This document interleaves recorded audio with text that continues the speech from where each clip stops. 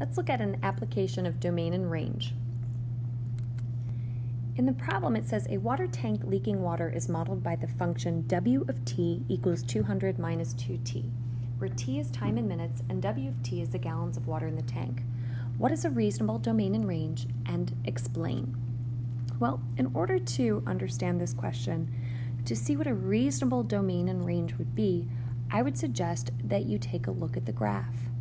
So I'm going to sketch a graph. When I say sketch, it's not going to be super accurate, but the important points will be included.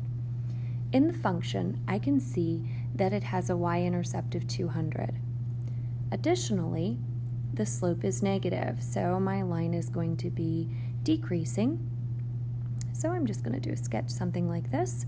So I'm curious what my endpoints are of the function that I have just sketched. So I know that the y-intercept is 200, so I'm going to label that as 0, 200. This value right here is my x-intercept, so I'm going to consider how to find an x-intercept. Some kids are really good at just doing this by logical reasoning, but I'm going to show you algebraically how to get it. So what I want to know is, when is my y value 0?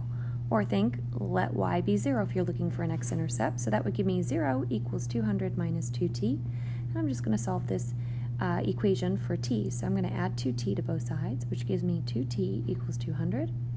And then I divide both sides by 2, therefore t is 100.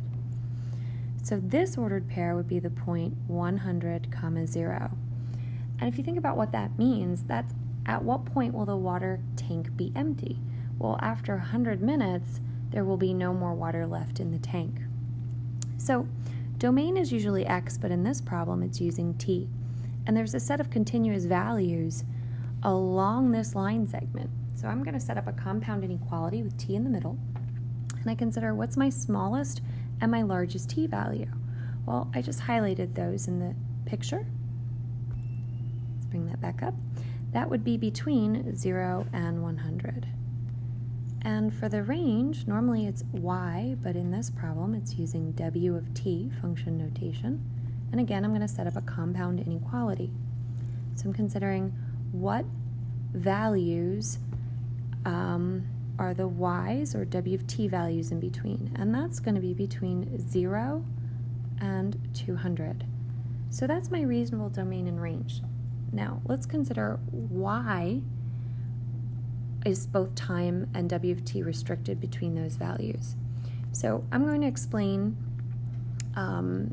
both inequalities. So really there's 4 inequalities here. There's 2 compound ones. So I'm going to explain why is t greater than or equal to 0 and why is w of t greater than or equal to 0.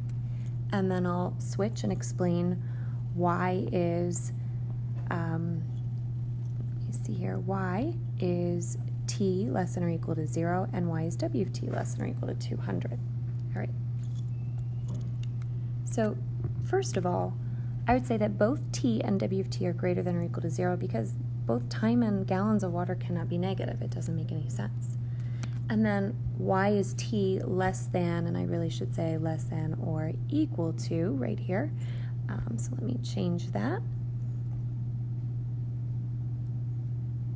T must be less than or equal to 100 because it takes 100 minutes to drain the tank, so it won't go beyond 100.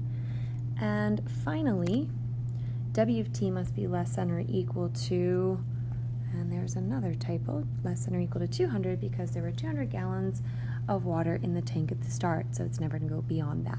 So that's a real-life application of why domain and range don't include every possible value. They just don't make sense in the context of the problem.